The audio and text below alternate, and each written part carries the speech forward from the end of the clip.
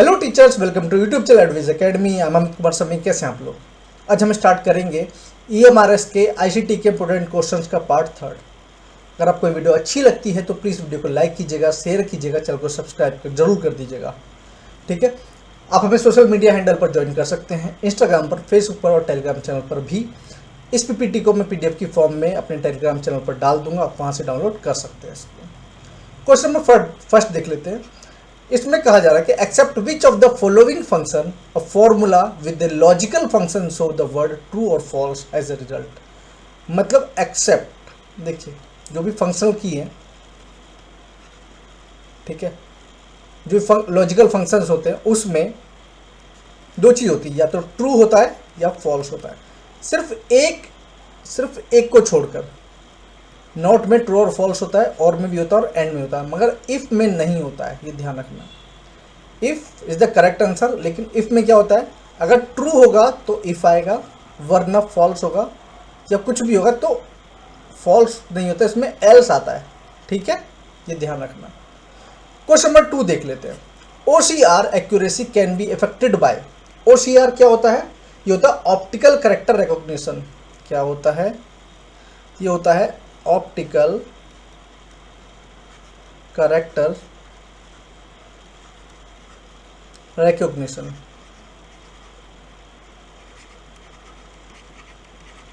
ठीक है, इसको बहुत ध्यान से देखना, आगे भी क्वेश्चन आएंगे इसमें।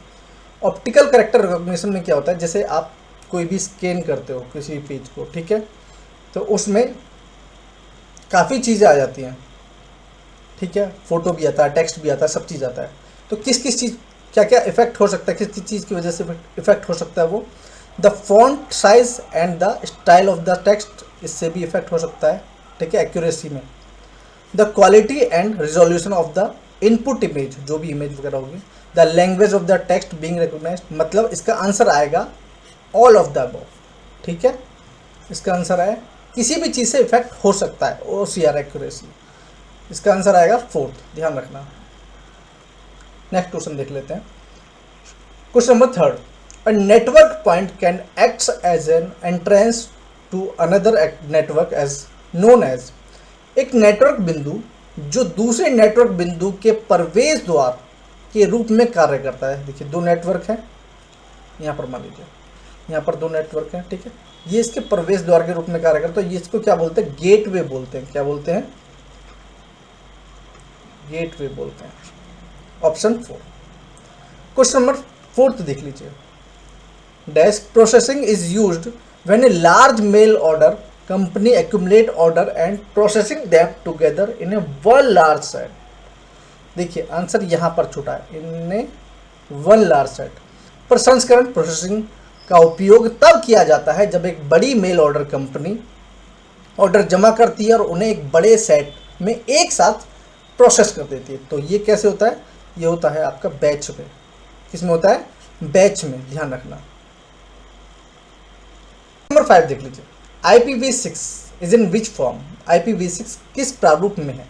देखिए IP का मतलब है यहाँ पर इंटरनेट प्रोटोकॉल, यहाँ पर ध्यान रखना। ठीक है, और इसमें दो चीज़ होती हैं, एक IPv4 होता है और एक IPv6 होता है। IPv4 में सिर्फ न्यूमेरिक, ठीक है, 0 to 9 इनका यूज़ किया जाता है, और IPv6 में आपका न्यूमेरिक और लेटर्स A to F इनका भी यूज़ किया जाता है। ये सिक्योरिटी पर्पज से होता है इंटरनेट प्रोटोकॉल में। ठीक है, अब क्योंकि यहाँ हेक्सा 6 होता है तो इससे ही ध्यान रखना, याद रखना, हेक्साडेसिमल फॉर्मेट। बस इतना ध्यान रखना, ज़्यादा याद करने की ज़रूरत नहीं है आपको। क्वेश्चन नंबर 6 देख लीजिए। Normal speed of OCR is. देखिए OCR क्या होता है, जब इसको थोड़ा सा समझ लीजिए। अभी मैंने बताया है क्या है, ऑप्टिकल कैरेक्टर रिकॉग्निशन। इसमें क्या होता है, अगर आप बहुत मोटी बुक है, आप उसको क्या करेंगे, जब आप अगर उसके PDF फॉर्म में कन्वर्ट करने की कोशिश करेंगे तो आप क्या करेंगे, उसको हर पेज की एक इमेज क्लिक करेंगे और उसको स्कैन करेंगे, मतलब जो भी करने, तो एक बहुत मोटी फाइल बन जाएगी, काफ़ी हैवी, ठीक है, GB में आएगी। लेकिन अब हम क्या करते हैं, OCR सिर्फ उसको करेक्टर को वो ग्रैब करेगा तो उसकी स्पीड कितनी होती है, वो होती है 1500 से लेके 3000 करेक्टर। CH जो है वो करेक्टर को डिनोट करता है, करेक्टर पर सेकंड। 1500 से लेके 3000 करेक्टर पर सेकंड वो रीड कर लेता है। तो ये इसकी नॉर्मल स्पीड है। नेक्स्ट देख लीजिए, क्वेश्चन नंबर 7 देख लीजिए। Bluetooth is an example of simple, बहुत इजी, लास्ट वीडियो मैंने दिया था ये क्वेश्चन। क्या है? पर्सनल एरिया नेटवर्क है, पर्सनल एरिया नेटवर्क। ठीक है। Question number 8, what is the core of Linux operating system. ठीक है। अब यहाँ पर एक बात ध्यान रखिए। ठीक है, ये ऑपरेटिंग सिस्टम है 1 2, तो यहाँ पर जो अंदर है कोर है वो है कार्नेल। ठीक है, इससे ऊपर आता है सेल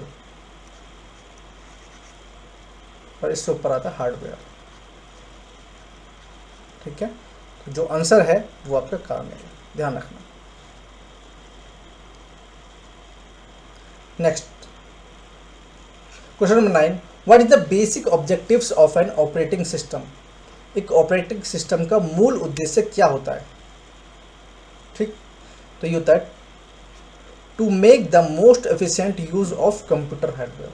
जो भी कंप्यूटर हार्डवेयर है उसका सबसे सही, उसका सही यूज करना। ठीक है, उसका एफिशिएंट, उसकी एफिशिएंसी के हिसाब से उसका सही यूज करना, ये उसका उद्देश्य होता है। नेक्स्ट, ठीक है, raster image are also commonly known as raster image. ठीक है, देखिए आप एक चीज देखिए, यहाँ पर थोड़ा सा समझा देता हूँ। जो ग्राफिक्स होते हैं, ठीक है, ये दो टाइप के होते हैं, एक वेक्टर और एक होता है रास्टर। वेक्टर में क्या होता है, आपका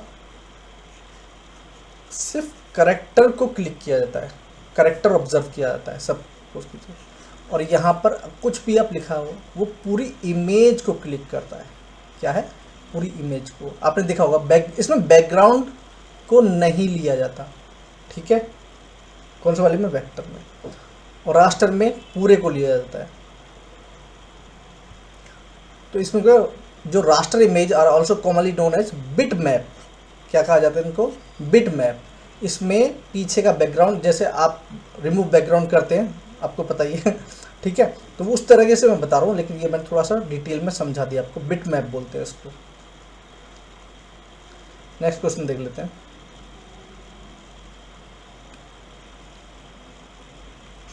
question number 11, the intersection of 3 primary RGB colour will reproduce. अगर तीनों को मिला दिया जाए, देखिए ये रेड है, ये ग्रीन है, ये ब्लू है, अगर तीनों को एक साथ मिला दिया जाए तो जो ये कलर बनेगा, ये कौन सा बनेगा, ये बताओ आप मुझे।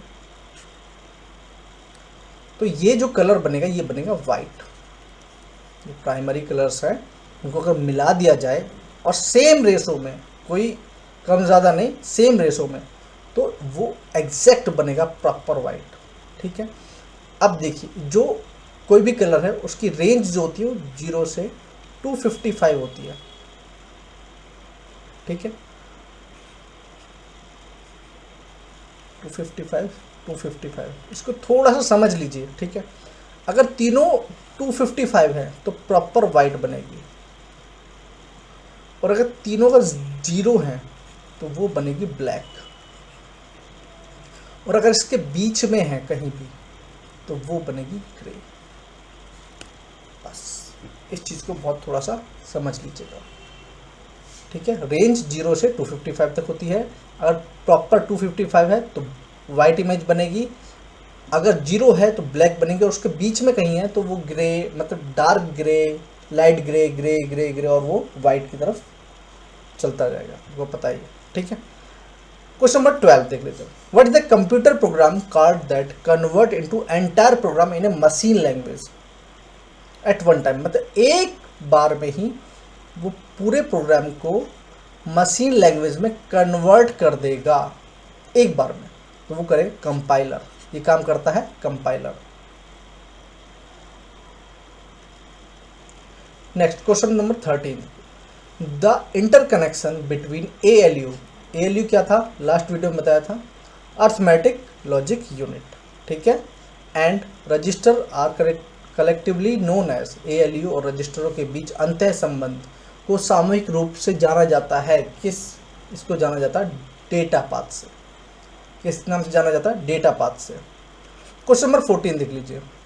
डैश इज द बस का मतलब क्या होता है? यहाँ पर केबल से डिनोट करते हैं इसको, ठीक है, केबल है, इसको हम बस से डिनोट करते हैं, ठीक है। Use to connect the monitor to the CPU, ठीक है। तो ये क्या है, क्वेश्चन क्या है? मॉनिटर को CPU से जोड़ने के लिए उपयोग की जाने वाली केबल है, कौन सी है? वो है SCSI बस। और इसमें क्या है? S क्या है? SCSI, ये स्मॉल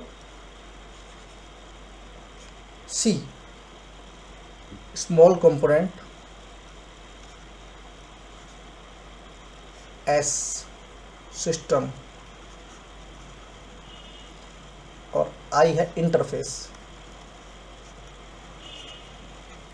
हैंडराइटिंग थोड़ी सी खराब है, थोड़ा एडजस्ट कीजिएगा, ठीक है।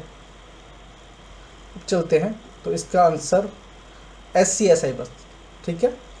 क्वेश्चन नंबर 15 देख लीजिए। तो window XP is an example of, ठीक है। तो ये single window XP single user के लिए, तो जाहिर से मल्टी यूज़र तो यहीं पर ख़त्म हो गया, ठीक है। इस पर है, इसका आंसर आएगा सिंगल यूज़र GUI, ठीक है। अब ये CUI और GUI क्या है? तो CUI ये क्या है? Command user interface, command user interface. और GUI क्या है? GUI ये है ग्राफिक यूज़र इंटरफेस, ध्यान रखना, ग्राफिक यूज़र इंटरफेस। तो यहाँ पर क्या है? NXP is an example of single user GUI based OS operating system. Question number 16 देख लीजिए। Which memory is optional in running a computer system? इनमें से 3 ऐसी हैं जो चाहिए ही चाहिए, लेकिन एक ऐसी है जो ऑप्शनल है, आप यूज़ कर भी सकते हो, नहीं भी, कोई अगर नहीं भी करोगे तो ऐसा नहीं कि आपका काम नहीं होगा, वो है सेकेंडरी मेमोरी। सिंपल, ये तो पता ही आपको इसमें क्या कहा जाए, ठीक है। क्वेश्चन नंबर 17 देख लीजिए। क्वेश्चन नंबर 17 है 3 type of compact disc include CD-ROM, CDR और, तो एक तो CD-ROM होती है, एक CDR होती है, ये रीड ओनली मेमोरी है, ठीक है। और एक होती है CDRW जो री राइट कर देते हैं, समझ लो, जिस पर दोबारा लिखा जा सकता है, मतलब दोबारा री राइट किया जा सकता है, तो ये वाला।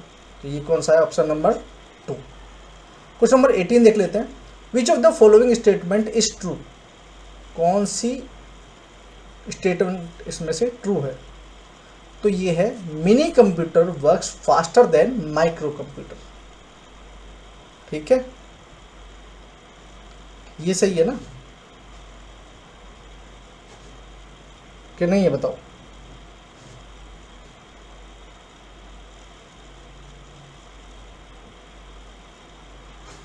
Mini computer work faster than micro computer, ठीक है। अब देखिए इसमें कैसे है, इसमें आता है पहला माइक्रो, उसके बाद मिनी, उसके बाद मेन फ्रेम, उसके बाद सुपर कंप्यूटर। देखिए माइक्रो से ज़्यादा स्पीड होती है मिनी की, उसके बाद मेन फ्रेम की, उसके बाद सुपर कंप्यूटर की, सबकी मैंने आपको बता दी, ठीक है। नेक्स्ट चले, क्वेश्चन नंबर 19 देख लीजिए। In database a field is a, ठीक है। अब देखिए अगर आपसे कोई आपका पूरा डेटा ले रहा है, मतलब आपका नाम भी, एज भी, सब कुछ ले रहा है, तो वो आपसे प्रॉपर डेटा ले रहा है। लेकिन अगर कोई आपसे पर्टिकुलर सिर्फ आपका नाम पूछ रहा है या एज के बारे में बात कर रहा है, तो क्या होगा? वो कैटेगरी ऑफ इंफॉर्मेशन होगा, कोई पर्टिकुलर चीज़ जब पूछ रहा है, ठीक है। तो फील्ड क्या है? एक कैटेगरी ऑफ इंफॉर्मेशन है। क्वेश्चन नंबर 20 है ब्लेज पास्कल हैज़ इंट्रोड्यूस्ड, क्या दिया था उन्होंने, इसको बोलते हैं एडिंग मशीन दिया था। क्या दिया था? Adding machine.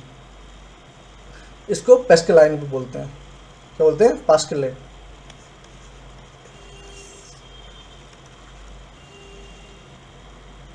Next question number 21 देख लीजिए। Which of the following is not a malicious virus, जो कोई भी खतरनाक वायरस नहीं है, वो है ड्राइवर। देखिए, आप किसी भी चीज़ को ऑपरेट करने के लिए अगर आपको प्रिंट आउट लगाना है तो उसमें आप ड्राइवर तो डालेंगे ही ना। अब मैं ये यूज़ कर रहा हूँ, पेन यूज़ कर रहा हूँ, तो डिजिटल पेन यूज़ कर रहा हूँ, तो इसके लिए मैंने ड्राइवर डाला है ना इसके लिए। नेक्स्ट है, तो ये खतरनाक नहीं होता, सिंपल सी बात है। Question number 22, what is BINAC? अब बाइनेक क्या है? बाइनेक है आपका ए बाइनरी ऑटोमेटिक कंप्यूटर। ठीक है, binary automatic computer. Next question number 23 देख लीजिए। Repeater is used in, repeater का उपयोग में किया जाता है, किस में किया जाता है? ये किया जाता है रिंग टोपोलॉजी में। देखिए, क्योंकि जब लंबी लंबी वायर होती हैं, जितनी ज़्यादा लंबी वायर होगी उतना ही नेटवर्क में प्रॉब्लम आएगी, इसलिए रिंग टोपोलॉजी का यूज़ किया जाता है। क्वेश्चन नंबर 24 देख लीजिए। On colour screen 2 bits are needed for, ठीक है, 2 बिट कितने कलर के लिए चाहिए होगी? तो हमें पता है यहाँ 2 की पावर, यहाँ पर 2 बिट्स है ना, 2 लगा दीजिए, 2 2 जा 4, तो 4 बिट्स आंसर आएगा। अगर 3 बिट होती तो 2 की पावर हम 3 लगा देते, ये सिंपल फॉर्मूला है। ठीक है, 2 2 जा 4, 2 जा 8, ठीक है, तो 8 आती है, सिंपल सी बात। नेक्स्ट क्वेश्चन नंबर 25 देख लीजिए। Straight and uniform margin on both the sides indicates that there is dash in the documents। दोनों तरफ सीधे और समान मार्जिन के संकेत मिलता है कि दस्तावेज में क्या है? फुल जस्टिफिकेशन है। क्या है? फुल जस्टिफिकेशन है। जैसे एक पेज है, आपने देखा होगा कि दोनों तरफ बीच में इधर भी स्पेस होता है, इधर भी स्पेस होता है, तो जहाँ पर दोनों यूनिफॉर्म एंड स्ट्रेट जो स्पेस होता है तो उसको बोलते हैं फुल जस्टिफिकेशन। ये क्वेश्चन आपके लिए है, इंटरनल हार्ड डिस्क कैसी है? Removable but not fixed, removable है, नॉट फिक्स्ड है या फिक्स्ड है? ये क्वेश्चन आपके लिए है, कमेंट सेक्शन में ज़रूर बताइएगा। ठीक है, तो ये थी आज की वीडियो। देखिए, एक कहा जाता है, कोट है कि it is never too late to be what you might have been. आप जो भी कर सकते थे वह बनने में कभी देर नहीं होती। अगर आप कुछ ऐसा है जो आप करना चाहते थे तो आप अभी भी कर सकते हो, कोई दिक्कत नहीं है, बस लगे रहो। ठीक है, अगर आपको ये वीडियो बिल्कुल भी अच्छी लगी हो तो प्लीज़ वीडियो को लाइक ज़रूर कीजिएगा, शेयर कीजिएगा, चैनल को सब्सक्राइब कर दीजिएगा। मिलते हैं नेक्स्ट वीडियो में। Take care all.